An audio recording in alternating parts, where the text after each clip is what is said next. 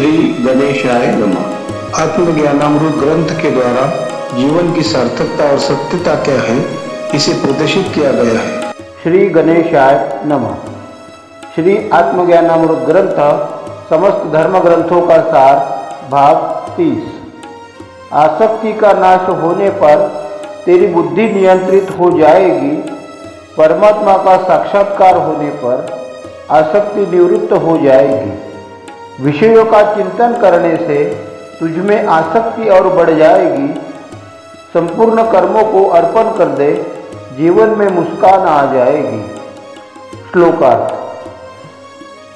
चंचल मन मनुष्य को जीवन में अनेक प्रकार के नाच नचाता है, परंतु व्यक्ति जब इसको अपने बस में करके आसक्ति का नाश कर देता है, उस समय बुद्धि उसके नियंत्रण में रहती है।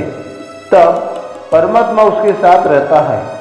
इसलिए संत पुरुष हमें बार बार समझाते हुए कहते हैं कि हे मनुष्य, तू विषय विकारों का चिंतन छोड़कर परमात्मा की भक्ति कर और आसक्ति का त्याग करके अपने सभी कर्म परमात्मा को अर्पण कर। ऐसा करने से तेरा जीवन सफल हो जाएगा और तेरे चेहरे पर हर समय आनंद झलकने लगेगा।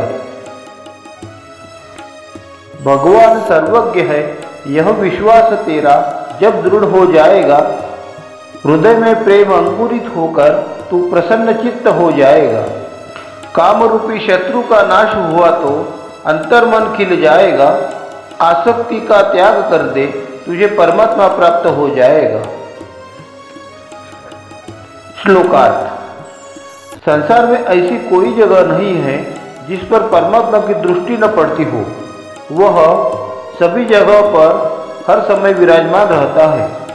ऐसे सब कुछ जानने वाला अर्थात सर्वज्ञ भगवान पर व्यक्ति का भरोसा जब पक्का हो जाता है, तब हृदय में प्रेम का बीज अंकुरित होकर मन प्रसन्नचित्त हो जाता है। इससे व्यक्ति के लालच, क्रोध तथा वासना रूपी शत्रु का नाश होकर भीतर की शक्ति जागृत होकर, साथ ही आत्मा का प्रकाश प्रज्वलित होकर बाहर भीतर प्रसन्नता का अनुभव होता है और इस प्रकार वह परमात्मा को प्राप्त हो जाता है। अंतःकरण की वृत्तियां जब तेरी पूर्णतः शांत हो जाएगी, मनवाणी से उत्पन्न सभी कामना विराट में खो जाएगी। इंद्रियों के घोड़ों पर तुझे सदा विजय हासिल हो जाएगी। बुद्धि से विकार समाप्त होकर भगवत प्राप्ति हो जाएगी।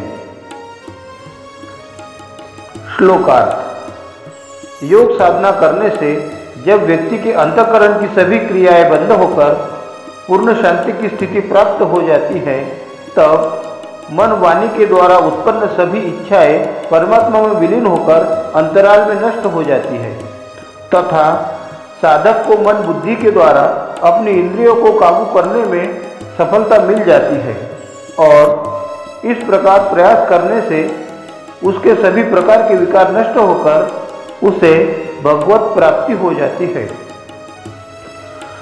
आशा युक्त कर्म करने से तेरी बुद्धि भ्रमित हो जाएगी।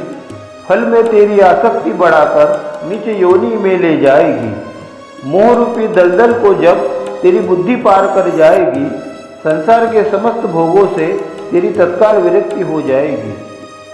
श्लोकार्थ। कर्म फल में आसक्ति रखकर केवल अपने उदर निर्वाह के लिए कर्म करने से व्यक्ति के बुद्धि में परमात्मा के प्रति भ्रम निर्माण हो जाता है। उसका परमात्मा के कर्ता होने पर विश्वास नहीं रहता। वह अपने आप को कर्ता समझने लगता है। इसी कारण वह समझता है कि मेरे द्वारा किए गए कर्म के फल का भोग मैं ही भोगूंगा। इस प्रकार वह अहंकार से ग्रस्त हो जाता है और यही अहंकार व आसक्ति बढ़ते हुए व्यक्ति को नीच योनि में ले जाती है। फिर वह इस तरह गिर जाता है कि स्वयं उसके द्वारा किए गए बुरे कर्मों के कारण एक समय ऐसा आता है कि उसका पतन हो जाता है। परंतु यदि कोई व्यक्ति परमात्मा पर अनन्य भाव से श्रद्धा रखते हुए अपने मन और बुद्धि के द्वारा संसार के मोहरूपी दलदल को पार करते हुए जीवन यापन करता है, तब उसी समय उसका सभी बंधनों से तथा भोगों से छुटकारा होकर वह परमात्मा की असीम कृपा पाकर सांसारिक बंधनों से मुक्त हो जाता है। कर्म तेरा अगर सात्विक हो तो हृदय से अभिमान मिट जाएगा। शास्त्रों के अनुकूल कर्म किए तो मन से कर्ता भाव हट जाएगा। तीनों गुणों से पार हुआ तो तू कर्म बंधन से मुक्त हो जाएगा। परमात्मा में ध्यान लगा रहे तो तेरा कर्म पूजनीय हो जाएगा। श्लोकार्थ। व्यक्ति यदि निरंतर सात्विक कर्म करता रहे तो उसके हृदय से अभिमान की भावना पूर्णतः समाप्त हो जाती है। वेद शास्त्रों में लिखे गए नियमों के अनुसार कर्म किए गए तो व्यक्ति के मन से कर्तापन का भाव हटकर कर्ता केवल परमात्मा है, इस प्रकार का भाव दृढ़ हो जाता है। फिर वह प्रकृति के 3 गुण सत रज तम, इन गुणों से पार होकर कर्म करता हुआ कर्म के बंधन से सदा के लिए मुक्त हो जाता है और फिर उसका नित्य परमात्मा में ध्यान लग जाता है। इस प्रकार उसका हर कर्म पूजनीय हो जाता है। परमात्मा की सृजन अवस्था का अनुभव प्राप्त करने के लिए आप सभी महानुभावों से विनम्र निवेदन है कि इस वीडियो को अधिक से अधिक लाइक और शेयर करें। धन्यवाद।